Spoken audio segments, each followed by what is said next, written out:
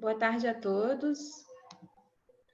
Boa tarde a todos. Obrigada pela participação de vocês no webinar de hoje. A gente também agradece a Apex Brasil, nossa parceira aqui nesse evento, e também nossa parceira no Em Brasil, que é o nosso programa internacional de atração de investimento estrangeiro para a classe de ativos de Private Equity Venture Capital. A gente já tem esse programa há 10 anos e ao longo desse tempo a gente já conseguiu facilitar a entrada de mais de 18 bilhões de dólares.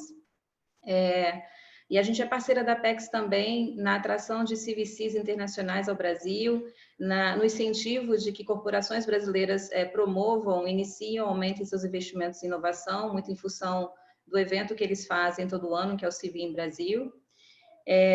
Enfim, nos últimos 10 anos a gente vê um ecossistema de venture capital e inovação, muito em função da participação cada vez mais crescente do CVC. E com isso a gente traz hoje a Thaís Périco, da BASF, a Carol Morandini, da Wayra, o Rosário Canata, da EDP Ventures, para a gente entender melhor as estratégias, os desafios e também o relacionamento deles com o Venture Capital aqui no Brasil e no mundo. Para moderar essa sessão, a gente traz um amigo, colega, o Jaime Queiroz, da Apex Brasil. E antes de eu passar a palavra para o Jaime, eu gostaria de lembrar a todos que as perguntas devem ser enviadas através do Q&A. O chat deve ser usado para qualquer problema técnico, tá bom? É com você, Jaime. Obrigada.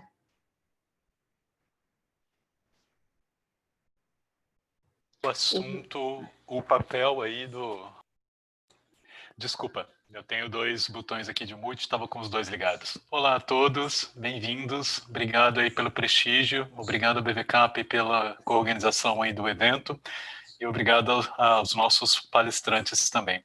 Então, hoje a gente vai falar um pouquinho desse papel aí que tem sido fundamental na indústria de Venture Capital, que é o papel das grandes corporações que atuam como Venture Capitalists, promovendo a inovação aberta, e como é que está sendo o cenário para eles, e como participantes ativos da indústria, para após o cenário de pandemia, né? E aí é importante a gente refrescar, ainda não usando os números de 2019, a importância que o CVC tem tido no universo aí do Venture Capital por todo o planeta, né? Só para dar alguns números para vocês, comparando aí a atividade de 2017 e 2018, né? Em 2017, os corporate venture capitalists aí por todo o mundo, eles foram responsáveis por fazer 1.252 deals, isso em 2017. E isso equivaleu a investimentos da ordem de 116 bilhões de dólares em todo o mundo. Parece um número expressivo, né? Mas pasme, em 2018, em se tratando do número de deals, esse volume foi para o patamar de 1.591 deals, um delta positivo aí de 27,1% na nossa indústria. E se a gente falar do volume de capital aportado por esses players nos ecossistemas por todo o mundo, a gente sai do valor de 116 bilhões de dólares para a cifra de 180 bilhões de dólares. É um salto de 55,2%.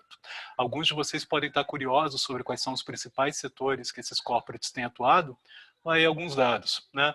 20% desses deals, desse volume de capital, foram em oportunidades ligadas à TIC, a tecnologia da informação e comunicação, 16,7% em saúde, 14% em serviços financeiros, fintech, 13% em serviços para diversas indústrias, 9,45% para mídia, 9,44% para bens de consumo, e aí as classes de transporte industrial e energia variando entre 6% e 5% de investimentos.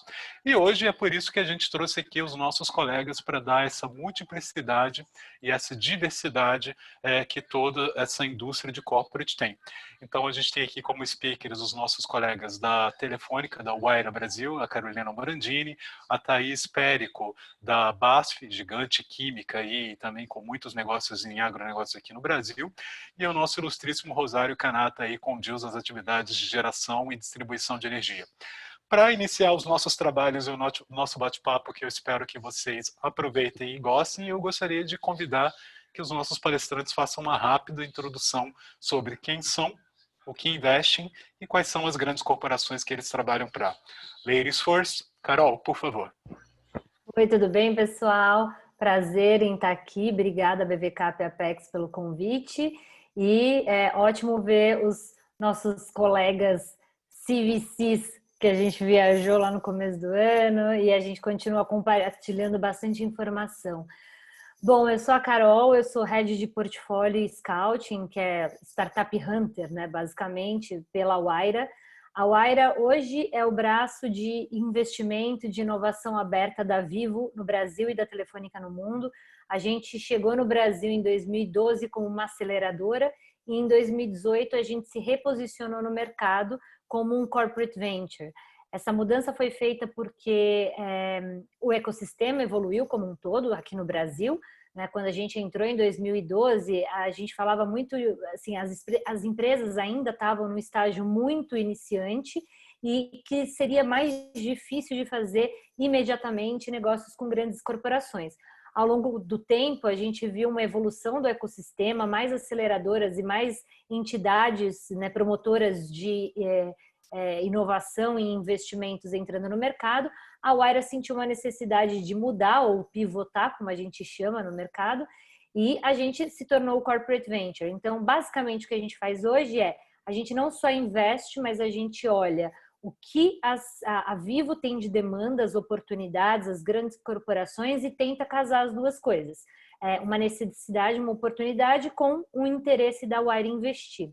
A Wayra está presente em 10 países, são principalmente está na América Latina e Europa, né? A Telefônica é uma empresa espanhola, então a gente tem forte presença na Espanha e a gente investiu já em mais de 900 empresas no mundo, aqui no Brasil em mais de 70 investimentos desde 2012, né? E hoje um pouquinho com um grau de maturidade um pouquinho maior, né? Você perguntou o que a gente investe em basicamente tudo que possa ser interessante para fazer negócio, porém tem que ter base tecnológica, né? Tem que ter alguma base tecnológica. A gente olha algumas verticais principalmente, mas eu não vou me estender muito, depois a gente pode falar das verticais. Mas eu acho assim, se você é uma empresa que acredita que tem um potencial de fazer negócio com uma grande corporação como a Vivo, eu estou interessada em olhar. Obrigada. Maravilha, muito obrigado, Carol. Thaís Périco, o palco é seu. Obrigada, Jaime. Boa tarde, todo mundo. É um prazer falar com os colegas de novo. É sempre bom quando a gente ouve vitórias e também as barreiras que a gente tem que enfrentar. Eu vou falar um pouco sobre a BASF. A BASF é uma empresa química, mais de 150 anos, é uma empresa alemã. A gente está presente aí com mais de 350 sites de produção, em mais de 80 países. A gente produz desde defensivos agrícolas até micro e macronutrientes. Então, a gente está no downstream, no upstream da indústria do petróleo. A gente, aqui no Brasil, está presente com 7 sites produtivos e 2 escritórios. A gente tem mais de 5.000 funcionários aqui na região South America como um todo.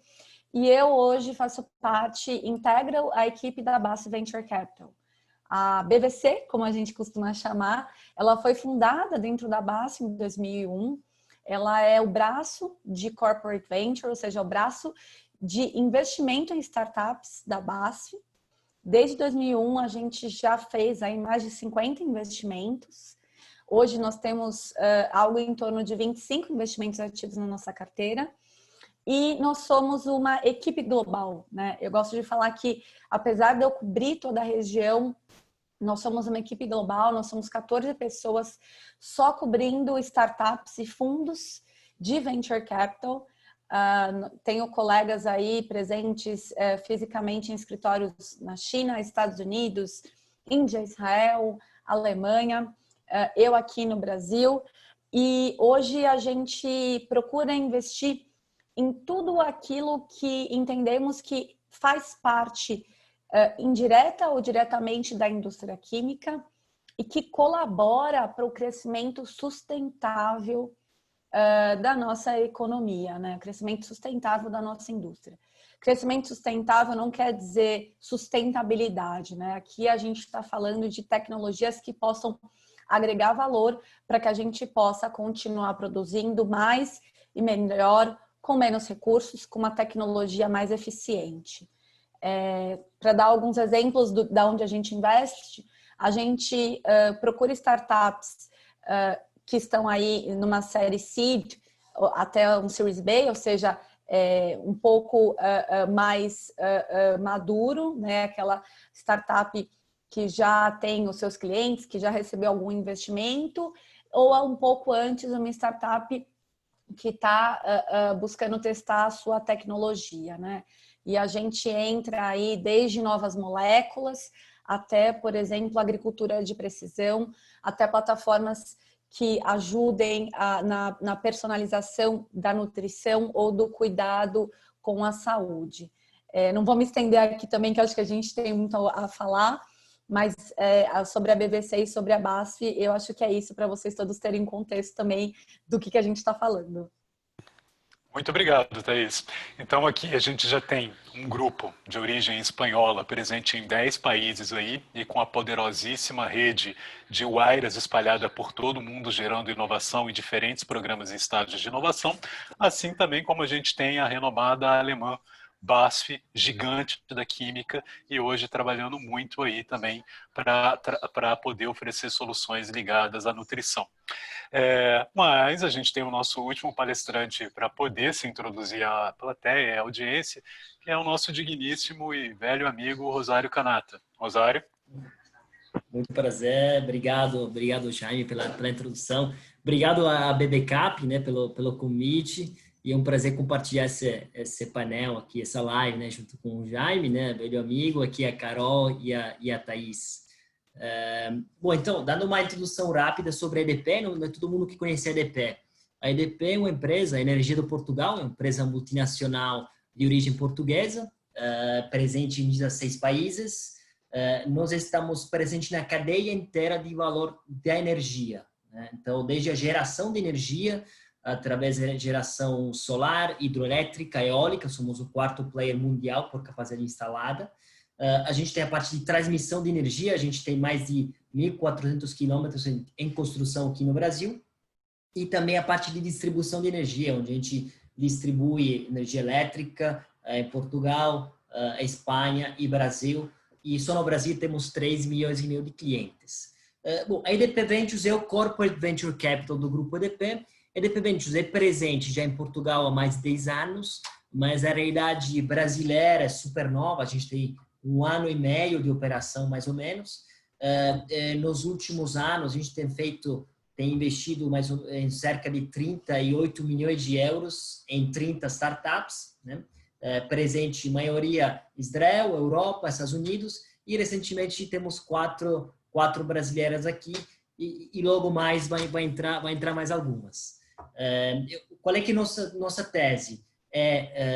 A gente investe em um early stage investment, então a gente investe seed capital até série A, tá? Nosso ticket aqui no Brasil vai de 1 a 5 milhões de reais, pode ser um pouco maior quando a gente investe em empresas fora do Brasil, e a gente investe em soluções para o mercado de energia, principalmente, então tudo que for estrategicamente que tenha fit estratégico com o nosso grupo, qualquer coisa que possa ser IoT para eficiência, solução de eficiência energética, energia renovável, manutenção preditiva para nossas usinas, qualquer coisa que tenha, obviamente, fit estratégico, mas não é só isso, a gente investe também em soluções que possam agregar valor para a nossa operação, para o nosso processo. A gente olha para HR Tech, olhamos para Legal Tech, a gente olha para Fintechs, né? Então, tudo que puder agregar valor e melhorar nossos processos, a gente está olhando, porque nosso objetivo não ser somente um investidor, a gente não quer trazer só capital, nós vamos trazer strategic capital e o que é smart money, strategic capital, né? Então, ser cliente, ajudar a desenvolver em conjunto algumas soluções e aportar, obviamente, capital. Esse é o nosso objetivo. Obrigado. Maravilha, muito obrigado. Para você que chegou agora, aí a gente vê que mais alguns participantes entraram. Caso vocês queiram fazer alguma pergunta ao longo da moderação, fiquem à vontade de usar aí a nossa sistemática de Q&A do Zoom. Eu acredito que a grande maioria, a essa altura do campeonato com a pandemia, já deve estar acostumado. fica realmente à vontade que a gente vai fazendo a seleção das perguntas para o final. E eu não tive ainda a oportunidade de me introduzir, mas eu sou o Jaime Queiroz, analista de investimentos da Apex Brasil. A gente trabalha conectando investidores institucionais para os nossos gestores de fundo de private equity e de venture capital aqui no Brasil. Então, se você está fazendo fundraising internacional, fala com a gente, pode escrever aí para a Cristiane Nascimento, que está junto com a gente aqui. E a gente também desenvolve outras iniciativas para trazer grandes corporações para passar a investir com seus braços de venture capital aqui no país, além de outras soluções. Vai ser um prazer poder conversar um pouquinho mais sobre isso. Então, agora com os nossos 3 palestrantes introduzidos, e aí mais algum público que chegou, a gente vai começar um debate de fato que nos traz aqui a baila, né? Então, gente, considerando aqueles números da introdução que a gente colocou e o crescente papel dos corporates, dos CVCs, ou corporates como a gente chama no jargão, na indústria de venture capital, tanto para inovação quanto para liquidez, a gente está preocupado em querer distribuir um pouco de conhecimento da experiência sobre como tem sido impactada a atividade de vocês no dia a dia. Da atividade de corporate venturing. A gente acredita que isso é muito importante para poder balizar aí aos ouvintes que gostariam de ser parceiros da BASF, da EDP, da Telefônica, Vivo, Wire, toda a rede global, para saber como é que eles deveriam estar apresentando oportunidades para vocês, que novas abordagens eles poderiam fazer e até mesmo absorver conhecimento sobre melhores práticas que eles poderiam adotar para as investidas, para as próprias empresas deles, caso sejam empreendedores, ou para o portfólio como um todo. E aí vem a primeira grande pergunta. Estamos aí, infelizmente, num cenário de mais de 1 milhão de infectados só no Brasil, 9 milhões no mundo inteiro, né? Aqui no Brasil, mais uma vez, esse trágico número de 51 mil mortos. Mas a grande questão é que a gente está vendo que os deals continuam acontecendo. A inovação continua pulsando. Eu queria, então, agora fazer rapidamente aí com todos um deparo. O que era prioridade antes da pandemia e o que se tornou oportunidade ou prioridade pós-pandemia para cada um? Vamos começar com a Thaís? Claro. Bom, eu acho que antes de começar, Jaime, eu acho que tem um ponto super interessante que é sobre investimento em startups, né? Aqueles empreendedores que são bons, aqueles empreendedores que já iriam receber de qualquer maneira investimento, esses empreendedores vão continuar recebendo investimento, né? Então, eu acho que isso é super interessante ressaltar, é importante ressaltar depois aí de tanto tempo de quarentena e também no meio dessa pandemia. Com relação a prioridades, eu diria que a nossa tese de investimento de estratégia não mudou. Nós continuamos buscando startups para suportar o futuro sustentável da indústria química e da BASF no mundo. Talvez o que tenha mudado é uma visão mais crítica sobre os empreendedores.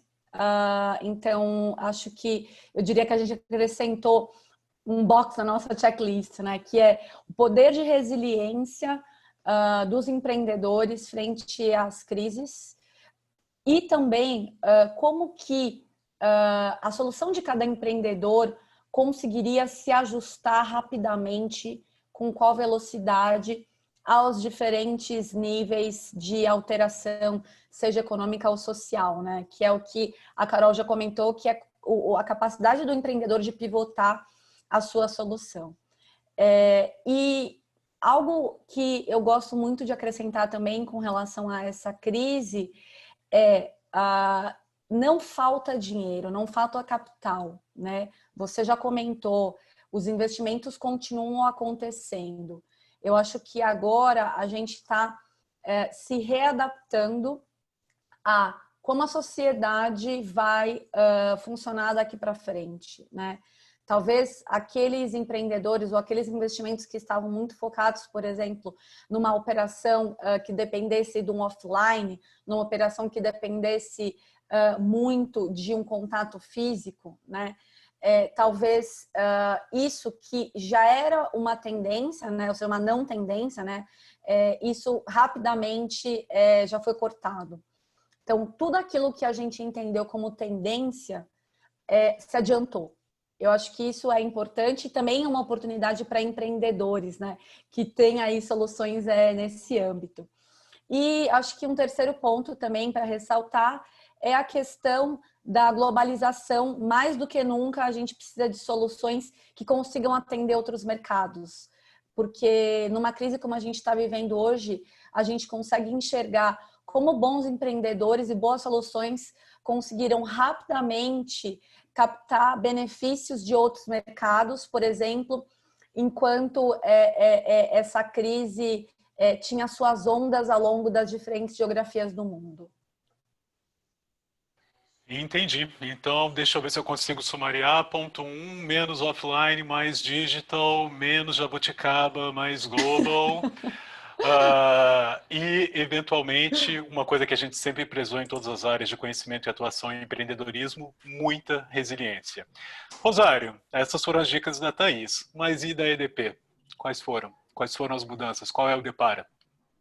Bom, então, eu acho que assim, dizer que não houve mudança é muito difícil, né? Acho que a gente, no começo foi assim, foi pego pela crise, começou, a primeira reação nossa foi começar a conversar tanto internamente como com outros investidores que tem muita experiência, tudo investidores financeiros, falando, e agora? O que vai acontecer? O que a gente vai fazer? Né?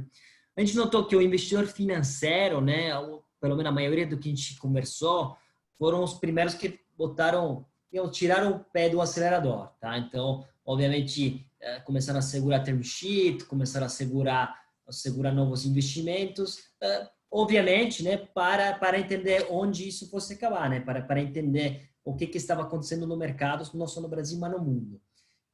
Isso, obviamente, acabou criando algumas dificuldades por algumas startups.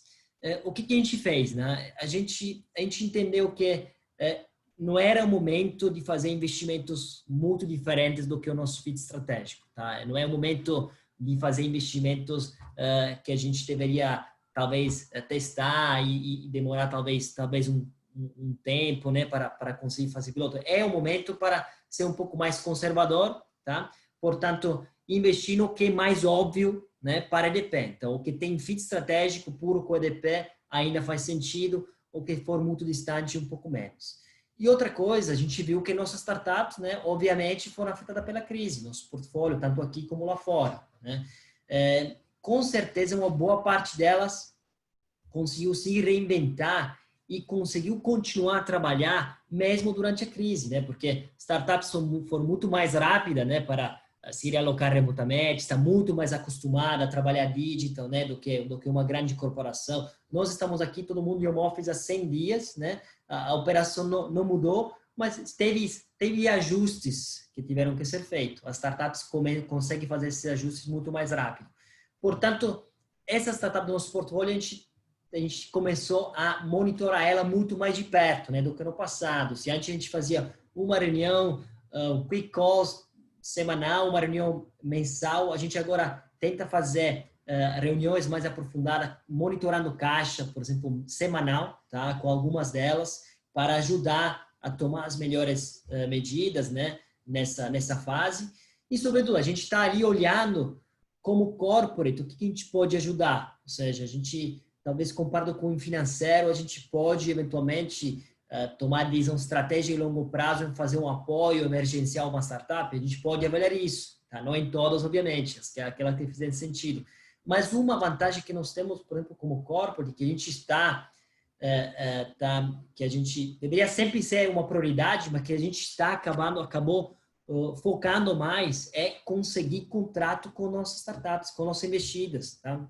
Então, o que acontece? As nossas investidas, que geralmente demoram um tempo para fechar um contrato pequeno, piloto, agora a gente está fazendo uma força-tarefa para a gente conseguir evitar que o grupo EDP congele contrato com nossa investida, tentar ajudar da melhor forma para criar, né, e negociar novos contratos, porque essa é a melhor solução e a mais barata, né, para startups do que um equity investment, conseguir contrato. Portanto, é o que a gente está fazendo, o que mudou muito. Então, a gente tem mais reuniões com a unidade de negócio e tentar ajudar mais ainda as startups do nosso portfólio com contrato. Obviamente, não é fácil, minhas colegas aqui conhecem, são de grandes corporações, o nosso relacionamento com as unidades de negócio, com algumas é maravilhoso, com outras um pouco mais complicado. Há diretoras e gestoras muito abertos, né, à inovação. Há unidade de negócio um pouco menos aberto, né, e também mais tomado do dia a dia, das emergências, né, do dia a dia. Portanto, essa é a nossa luta de sempre. Acho que agora é a fase onde a gente tem que acirrar e lutar ainda mais para garantir mais atenção para as startups do nosso portfólio. Então, é isso que mudou bastante para a gente. As dores clássicas do CVC levadas ao extremo e a necessidade de inovação nos negócios, mais uma vez também precisando pivotar. Como lições adicionais aí, keep the fundamentals, mantenha o fit estratégico para não perder os investimentos e, eu diria, o acompanhamento do fluxo de caixa para garantir a liquidez das empresas, assim como estar mais próximo do empreendedor no dia a dia. Aumento da frequência dos encontros. A gente já teve aí 6 ou 7 bullets do que os corporates estão fazendo para a gerência dos portfólios em tempos de pandemia. Carol, considerando a atividade da Wayra, todo o tempo que ela já está ativa como um dos corporates mais antigos, né, e ativos com presença no Brasil, o que aconteceu, o que você observa de mudanças do ponto de vista, eventualmente, de necessidades de inovação ou de necessidades de apoio aos empreendedores do seu portfólio? Eu estou quase me juntando a você para resumir o que todo mundo já falou.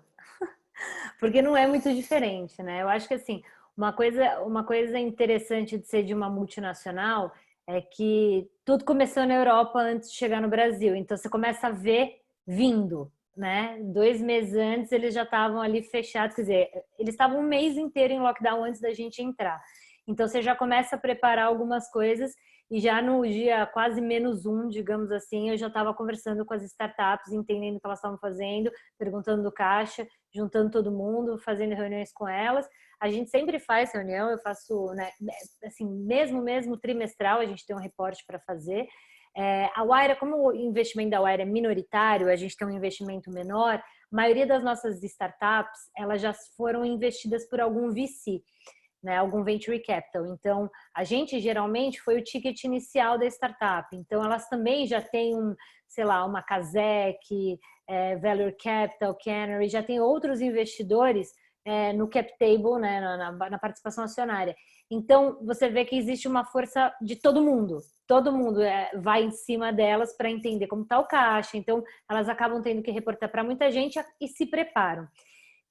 Assim, em termos de investimento, não, eu concordo muito com a Thaís e o Rosário. Não mudou muito para a gente e a gente olhou muito para o que fazia sentido para a Vivo. A gente já vinha olhando. Mas o que mudou particularmente é que algumas coisas que haviam sido anunciadas no começo do ano, o presidente da Vivo no Brasil, Christian Gebara, ele havia dado uma entrevista que a Vivo ia olhar bastante para a área de educação e saúde, isso lá para janeiro, que ainda nem tinha tido. Então, o que aconteceu? Na hora que houve a crise, a gente antecipou saúde, a gente puxou com tudo para tentar correr e olhar coisas que a gente já vinha olhando, mas você acelera processos para tentar atender as demandas e oferecer startups interessantes. Mas você continua com o business as usual, né? Com o trabalho normal em buscar soluções na área de inteligência artificial, IoT, porque acredita-se, né, que essa crise vai passar um dia, porque senão vamos viver assim para sempre, né? Então a gente vai sair disso e a gente vai retomar. Agora eu concordo plenamente com a Thaís. Passamos a olhar e colocamos também no nosso checkbox, assim, de ser muito digital. Global a gente sempre olhou, mas é muito difícil aqui no Brasil, né, que você tenha logo desde do começo uma empresa que seja muito global, porque o país é muito grande, é um país continental. Então, geralmente, se a empresa nem conseguiu ainda entrar muito no Brasil, é difícil ela pensar, a não ser que ela nasça já desde o começo sendo global. Mas isso é uma coisa que a gente agora começa a olhar. A gente olha agora nas nossas teses empresas que já comecem com um pensamento global. Porque eu concordo, às vezes a crise ela começa num lugar, acaba no outro antes, então elas precisam estar preparadas para poder se adaptar e correr para outra geolocalidade.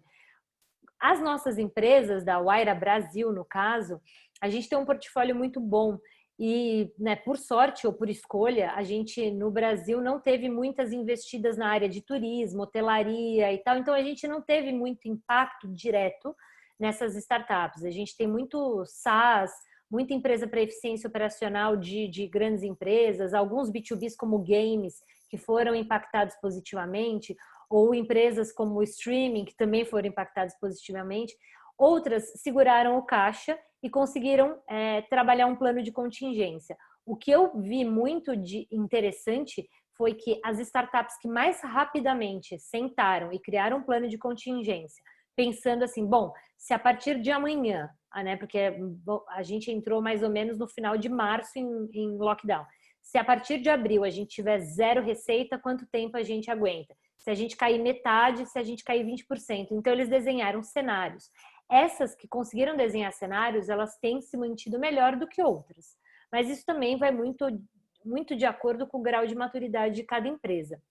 Agora, a gente vem olhando bastante, a gente tem trabalhado muito perto delas, tentando fechar negócios mais rapidamente com a Vivo ou apresentando empresas no mercado, tentando apresentar empresas, por exemplo, como uma EDP, que é a área de energia, ou como uma Telco, porque pensa só, são empresas que nesse cenário não podem parar, né? Digamos, a conectividade, ela não é na pirâmide de Maslow necessidade básica, mas pera lá, né? Hoje é uma necessidade básica. Como é que você vai trabalhar ou fazer qualquer coisa, ou estudar, ou viver sem a conectividade? Então, essas empresas, muitas das nossas startups que tinham um X de clientes, passaram a olhar e falar, olha, essa solução ela serve também para esses setores que continuam rodando e aumentaram muito mais. Então, a gente vem olhando muito isso, tentando ajudar. Como investidor, quando as startups chegam na gente, né, a sua pergunta inicial, a melhor forma e tudo mais, eu acho que assim, pensar por que esse corporate, porque essa corporação, esse investidor tem a ver com a minha empresa. Eu acho que esse é o ponto principal, assim, não é o dinheiro pelo dinheiro, tem que pensar o que faz sentido eu estar com a Vivo, com a Wayra, o que faz sentido eu estar com a BASF, porque não adianta vir apresentar para a gente sem ter pensado nisso, porque eu vou te perguntar, tá bom, mas como é que você faria negócio? Onde você acredita que você iria? E como investidor, eu vou te perguntar se esse dinheiro que você está buscando para investimento, ele vai durar. Antigamente a gente falava do número básico, né, de captação de investimento de 18 meses, hoje a gente pensa em 24. Como é que você vai fazer esse dinheiro se esticar? Né? E não adianta vir pedir porque você está desesperado, porque a gente pega isso nas entrevistas, nas conversas. A gente sabe que existe o desespero, para isso existem alguns tipos de veículos, financiamentos e etc. O investidor, ele não está aqui para tapar um buraco, ele está aqui para te levar para um próximo patamar. Então, a gente precisa entender que sim, vai te ajudar no caixa, o investimento, ok, mas isso daí não é o que vai te salvar a vida, porque eu vou te cobrar nos próximos 18 meses o que vai acontecer com a sua empresa. A gente não pode investir um dinheiro e você morrer 3 meses depois. Acontece, mas nesse momento de Covid, de pandemia, é uma das coisas que a gente olha bastante. Se isso é para te levar para um próximo patamar ou para salvar sua pele. Eu acredito aqui que a Carol colocou um apanhado de coisas que são muito importantes no relacionamento com corporates. Não se trata mais só do dinheiro, e também é importante com os próprios VCs. Se trata do que mais vai ser agregado, que tipo de oportunidades podem ser exploradas pelos negócios e pela presença global que aquela corporação tem. Mas isso não vale só para os empreendedores, como a Carol colocou. Vale também para os gestores que querem co-investir ou apresentar uma empresa investida para esses corporates também poderem enxergar uma nova oportunidade. Nesse sentido, Thaís, você já ganhou aqui um novo admirador, o pessoal da CRP aqui te elogiando bastante e inclusive perguntando se vocês ainda estão abertos a fazer novos commitments para o futuro. Estão abertos ou é um plano de médio e longo prazo? Bom, voltando um pouco, né, à história da BVC, a BVC, apesar de ter hoje 19 anos, o primeiro investimento na região South America, foi anunciado ano passado, né? Foi um cheque de 4 milhões de dólares que a gente fez dentro do Ag Ventures 2, que é o fundo focado em Ag Food Tech da SP Ventures. Apesar desse primeiro passo ter sido em um fundo, né? e foi uma escolha nossa, muito ligada à nossa estratégia de exposição, de deal flow e de ter um parceiro ao nosso lado que tem 100% fit com a nossa tese de investimento. O nosso DNA, ele é um DNA de investimento direto. Então, a gente, obviamente, nunca fecha as portas para nenhuma oportunidade, principalmente quando o fundo é um fundo que apresenta uma boa tese. Mas vale muito ressaltar que a BASF faz investimentos diretos como o seu DNA, porque é dessa maneira que a gente entende que a gente consegue ajudar o empreendedor, né? Qual que é a diferença básica de um CVC, de um corporate, como os meus colegas, a Carol, o Rosário, já comentaram? A gente consegue agregar valor, né?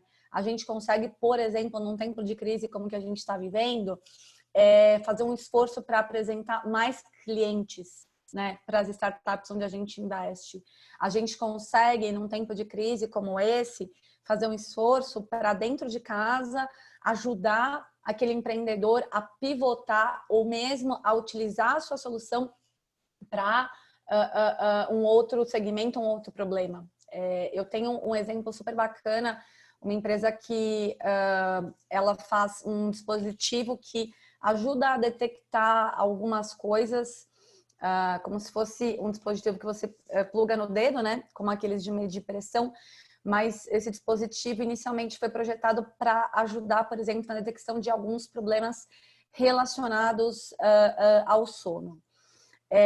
Com a Covid, essa empresa pivotou e esse dispositivo pode ser usado para medir a oxigenação do sangue, que é diretamente ligado a doenças pulmonares, que é basicamente o que o Covid mais impacta. Um investidor financeiro possivelmente demoraria mais para talvez apresentar as conexões necessárias, né, para uma empresa desenvolver, para uma startup desenvolver e pivotar dessa maneira e tão rápido. Então, pegando o gancho, eu acho que o corporate, ele tem realmente esse DNA de ajudar o empreendedor, e para isso o investimento direto é realmente o melhor veículo, né? Então, respondendo à pergunta, sim, estamos abertos, mas eu gosto sempre de deixar claro e transparente que o nosso DNA é investir diretamente.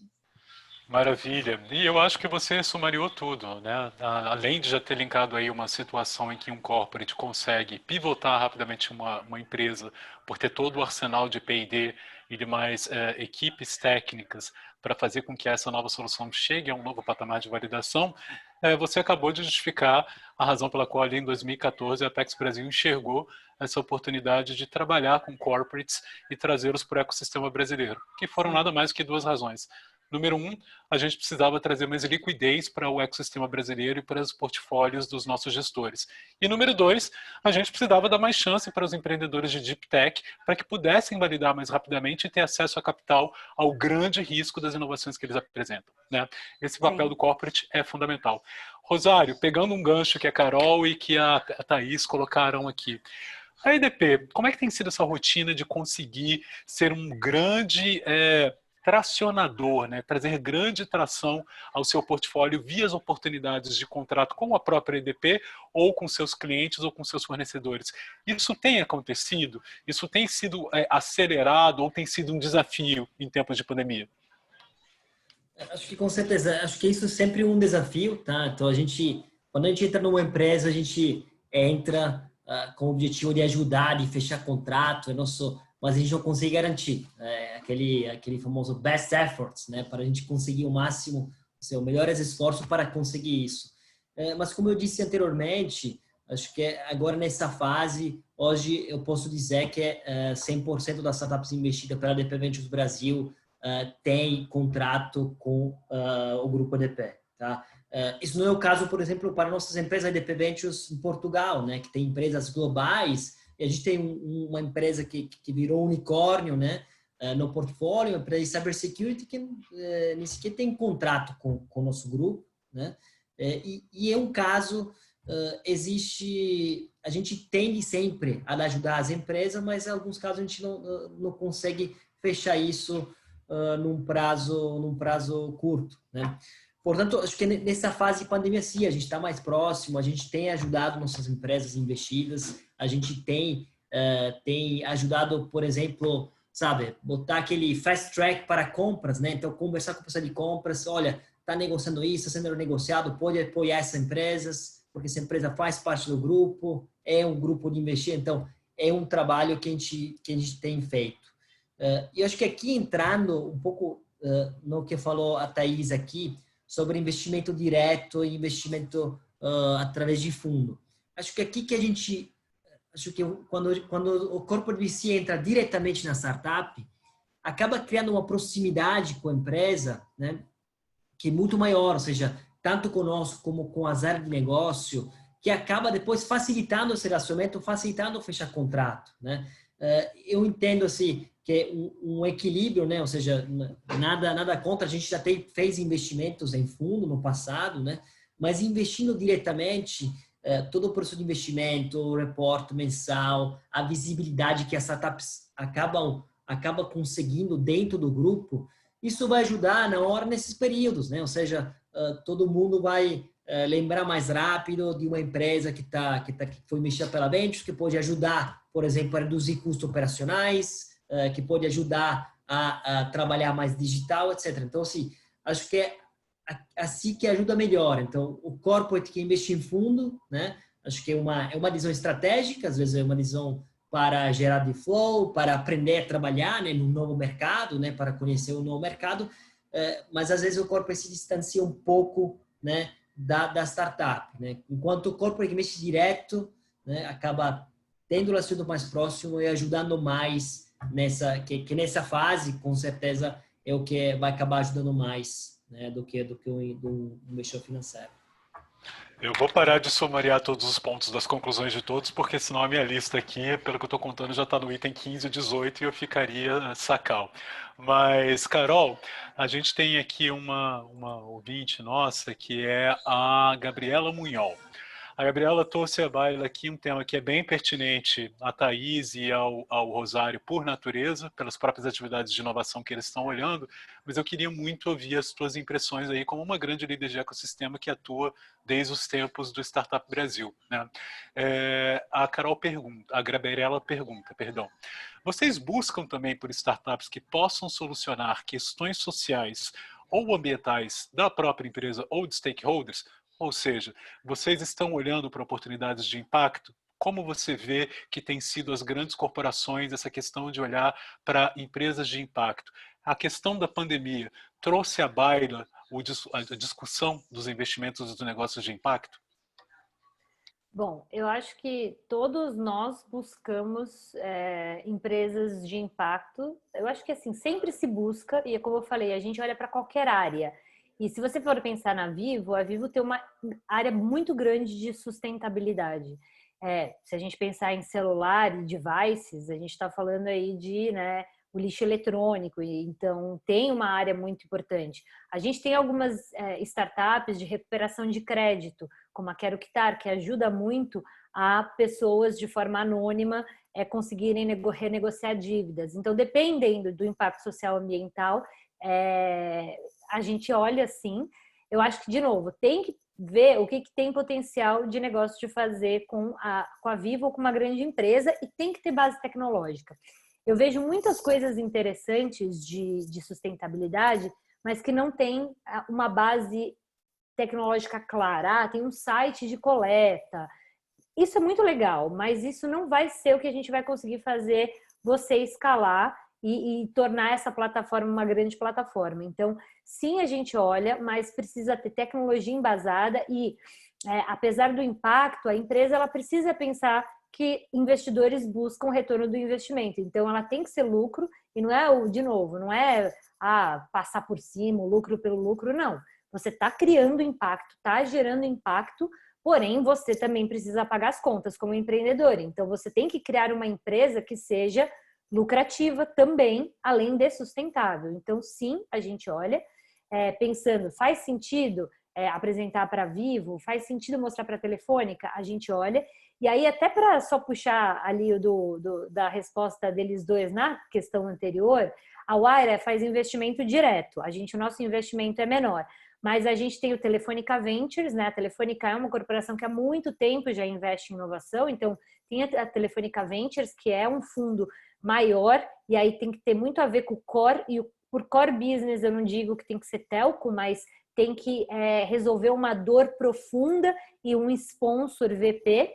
E a Telefônica também investe em fundos. Então, recentemente a gente anunciou o investimento na Redpoint. Então, foi investido também foi colocado no fundo da Redpoint, assim como em 2016 foi colocado na Investec. Então, eles não têm tanto a necessidade, como é um fundo, né? A Telefônica investiu num fundo, eles olham soluções que não necessariamente vão ter negócio com a Telefônica ou com a Vivo, mas eles olham soluções mais maduras e escaláveis, e de qualquer jeito a gente tenta conectar dentro da Vivo, porque o nosso papel como Aira, além dos investimentos diretos, é estar em conexão o tempo todo, tanto com os corporates, quanto com os VCs, quanto com os fundos que a Telefônica investe para fazer negócios.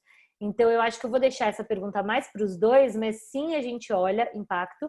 Eu, particularmente, adoraria investir em mais coisas de impacto, mas esse é o ponto. A gente tem uma tese, né? E assim, não é porque às vezes os empreendedores, mas assim, o quê? Que absurdo, eles não olham. Não é que eles não olham, a gente olha. Mas existe uma tese de investimento. E a gente sabe que, dependendo se você não tem a tecnologia, né? E aí o que a gente olha é time incrível, tecnologia boa, resolve uma dor real, né? Uma dor real que dói no mercado grande, você já tem aí 4 coisas que eventualmente a gente vai conseguir fazer o negócio e te levar para um comitê de investimento. Maravilha. A gente já está praticamente chegando no fim do nosso bate-papo. Eu, por mim, aqui com os amigos, a gente poderia ficar mais 1 hora conversando de vários assuntos.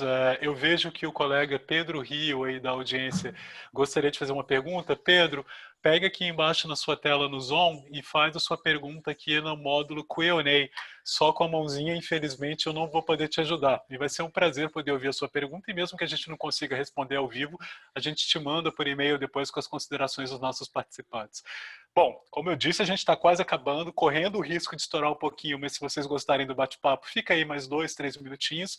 Thaís e Rosário, por natureza, os negócios de vocês já miram o impacto, né? A gente está falando aqui de soluções que já miram o uso adequado de agroquímicos ou de soluções biológicas para uma melhor alimentação, uma melhor nutrição. A gente está falando aqui de soluções que miram a eficiência energética, a distribuição e o custo da energia para as camadas diferentes da sociedade, de maneira que isso seja feito com maior eficiência. E aí, rapidinho, bate-bola vocês dois, começando pela Thaís. Impacto. It matters em tempos de corona. Faz sentido para a BASF? É uma pegada que veio para ficar?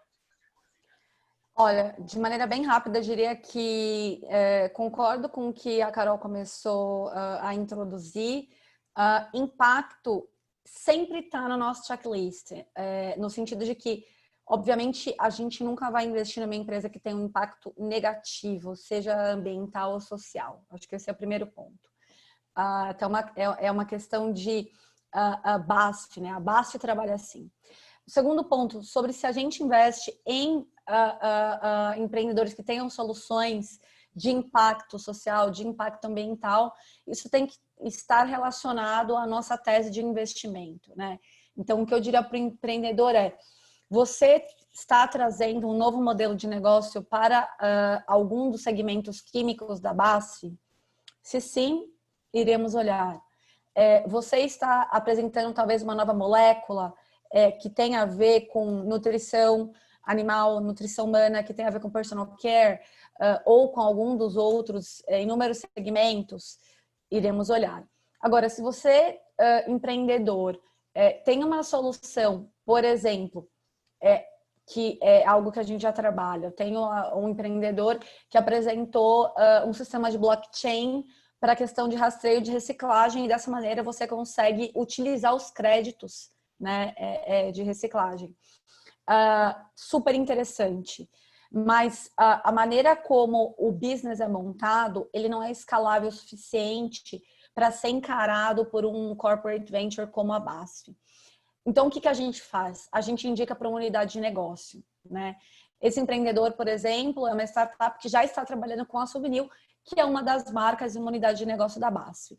Então, o que eu diria é, se o seu negócio de impacto não se enquadra, digamos assim, dentro da tese, uma estratégia de investimento do corporate VC, busca alternativas, né? Hoje, como BASF, a gente tem inúmeros programas, inúmeras iniciativas, até tem o Restarting Together junto com a Telefônica, que é 100% relacionado ao impacto. Então, eu acho que projetos para esse investidor se inscrever não vai faltar. Rosário? Bom, então, eu acho que, de novo, como você falou, Jaime, acho que a EDP claramente, a tese da EDP faz, o impacto ambiental faz parte da nossa tese, né? A gente trabalhando com soluções para eficiência energética, soluções de energia renovável, tudo que é access to energy, por exemplo, eletrificação de povoado mais carentes, né? No meio do Amazonas, a gente já fez investimento através de nosso veículo em Portugal, no norte da África, né? Para empresa de solar fotovoltaico. Então, assim, com certeza, impacto ambiental e social, em alguns casos, faz parte da nossa tese. Portanto, a gente olha assim. Para a gente, é claro, e aqui concordo com Carol, né? Ou seja, sempre tem que ter tem que ter alguma inovação ou tecnologia atrás disso, porque a gente procura por impactos, sustentabilidade, impacto social, ambiental, mas a gente procura ter um retorno financeiro, tá? Então a gente tem que ter alguma inovação, alguma tecnologia para escalar essa solução e tem que ter alguma aplicabilidade dentro do grupo EDP, tá? Então, portanto, acho que esse é o primeiro filtro que a gente faz. Quando não existe isso, teve um caso, né, por exemplo, a Startup Collab, né, que participou do nosso programa de aceleração no ano passado. Eles trabalham com gestão pública, impacto social, né, ajuda na eficiência das prefeituras, né, reportando buraco na rua, cabo solto, etc. Então, eles vieram, o que a gente pode fazer? A gente, junto, né, estruturou um piloto, né, para encaixar o negócio deles dentro da área de distribuição de energias. Eles entenderam que podiam, com a solução deles, ajudar o que se chama deslocamento de procedente, ou seja, evitar a gente, em vez de despachar uma equipe, né, de emergência, a gente despacha um collaborator, ou seja, um Uber da fiscalização da energia, né? Então, a gente assim ajuda a eficiência da nossa empresa e ajuda o cidadão, né, a ter uma renda extra, né? A gente olhou essa empresa, fez entrar no programa de aceleração, a gente gosta, a gente inclusive está analisando para investimento, portanto, essa a gente às vezes consegue encaixar. Às vezes os empreendedores não conhecem o mercado de energia, ajuda eles para encaixar dentro do que a gente está procurando. Em outros casos, como a Thaís falou, a gente tem o Instituto EDP, né, que financia e patrocina, né, projeto de impacto social, é algo que a gente sempre procura, tem feito muito agora durante o Covid, e também tem um fundo em Portugal, chama Access to Energy, que também investe em startups que ajudam na eletrificação e levar a energia para os povos mais carentes. Portanto, a gente indica para esse veículo.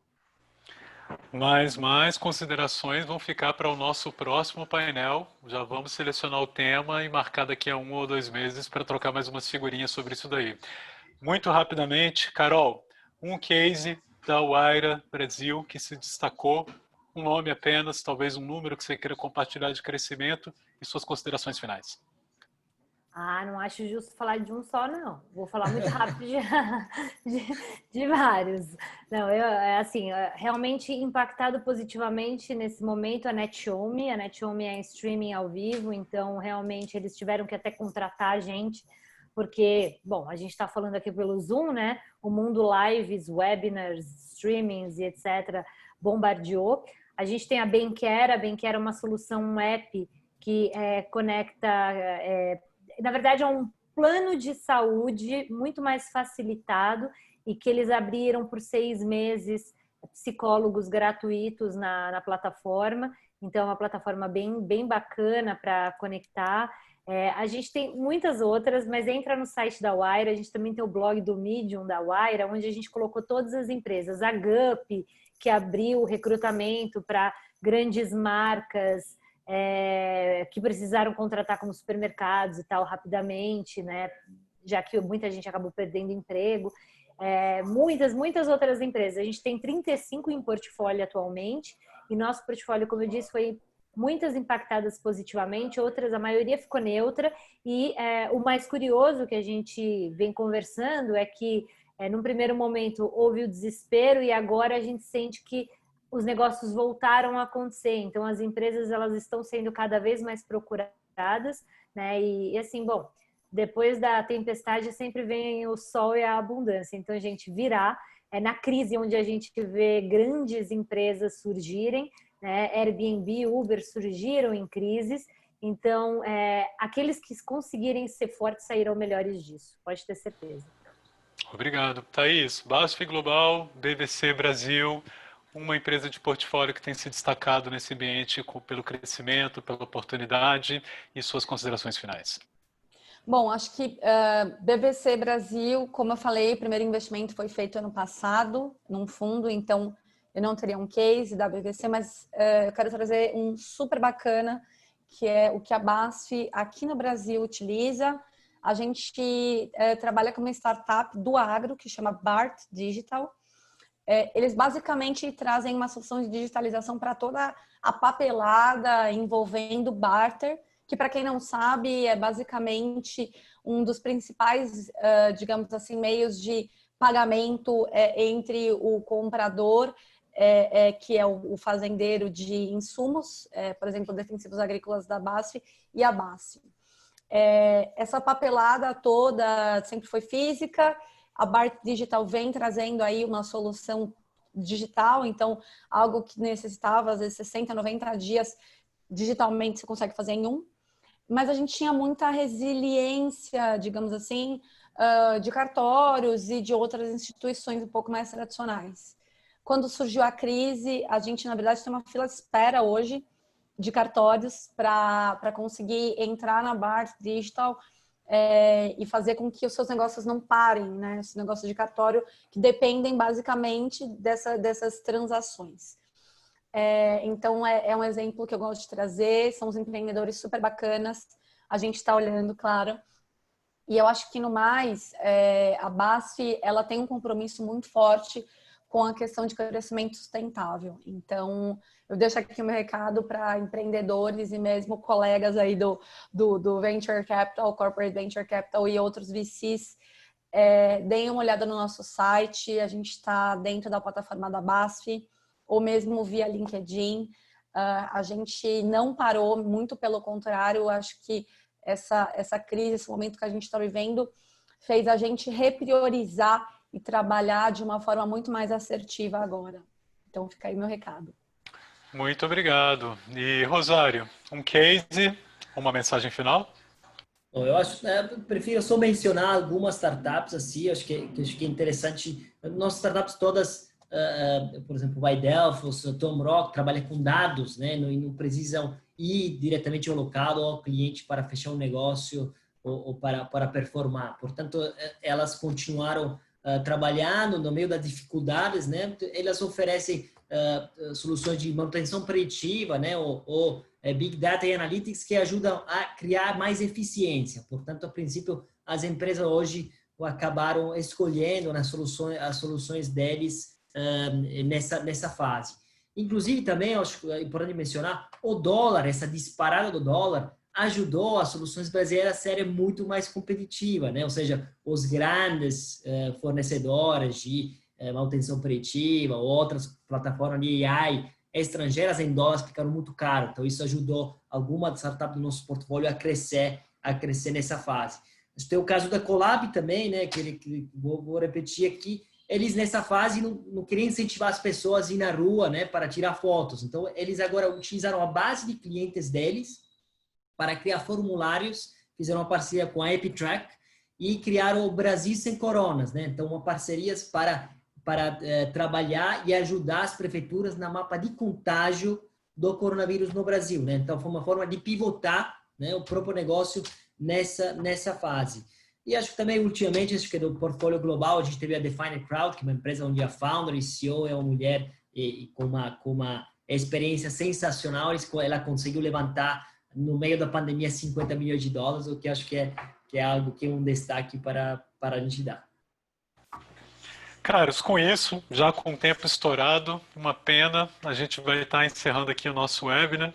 Eu espero que você tenha aprendido aí um pouquinho do mindset dos nossos amigos corporates, dos mais atuantes no Brasil hoje, sobre como tem sido a rotina para eles, como eles podem agregar valor e, mais do que nunca, pelo bem dos futuros investimentos, que vocês consigam enxergar como abordá-los, como criar novas parcerias, como co-investir, como achar uma oportunidade para poder crescer junto com eles e gerar essa sinergia para criar uma inovação e um empreendedor aí sensacional em termos de escalabilidade.